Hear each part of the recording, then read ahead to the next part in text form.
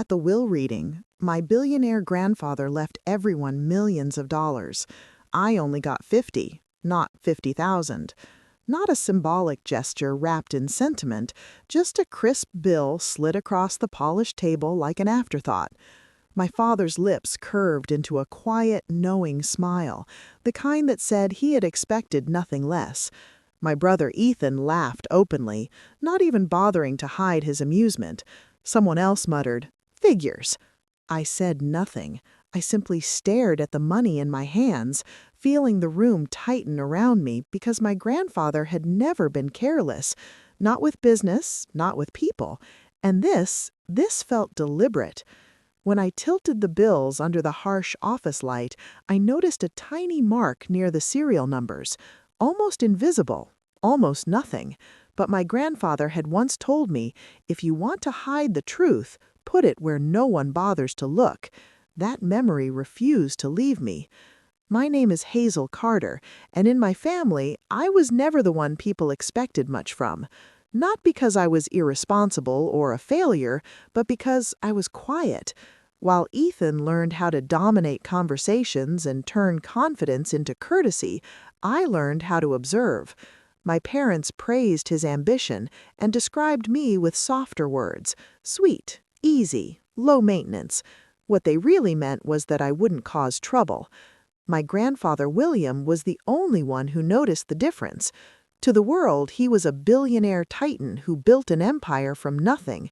To me, he was Grandpa Will, a man who drank black coffee, disliked noise, and believed silence revealed more truth than words ever could.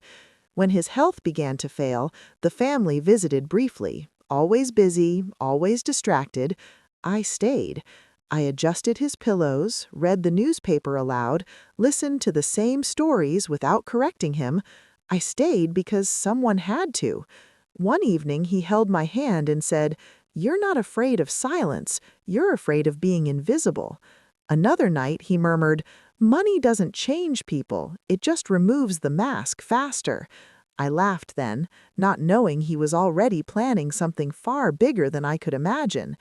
After his death, the funeral was polished and expensive, just like his reputation. My family played their parts flawlessly. No one stood beside me, no one asked how I was.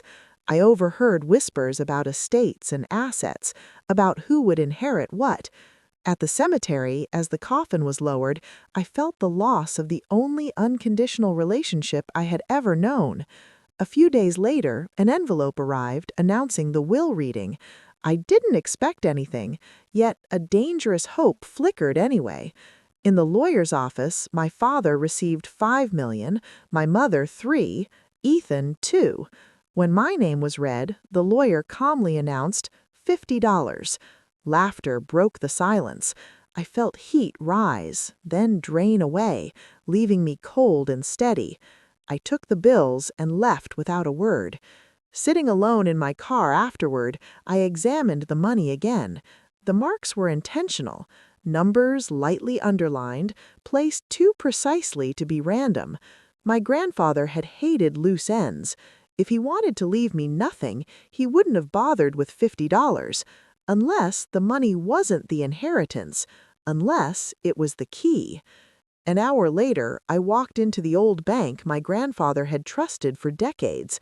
I placed the bills on the branch manager's desk. At first, he looked indifferent. Then he froze. His face drained of color as he examined the markings.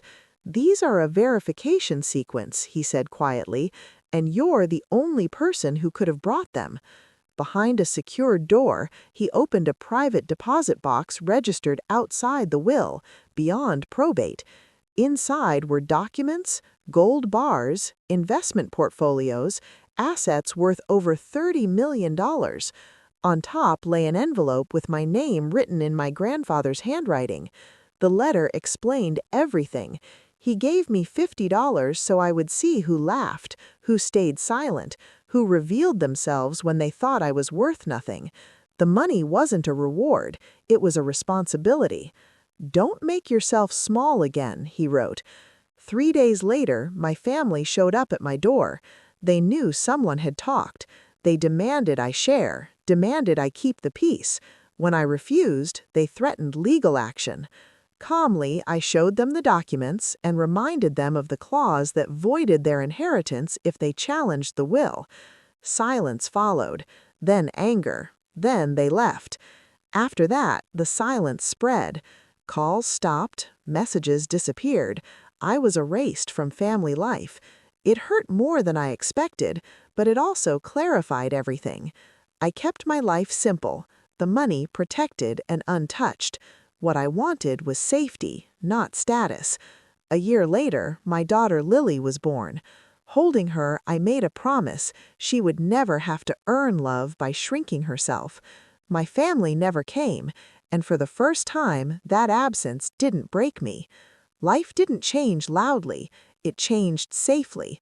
I built a future the way my grandfather had lived, quiet on the surface, strong at the core.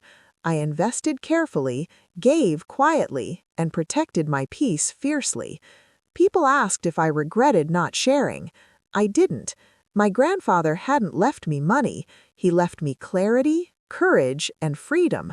When I look at Lily now, growing without conditions, I understand the true inheritance, peace, and that was worth more than every dollar he left behind.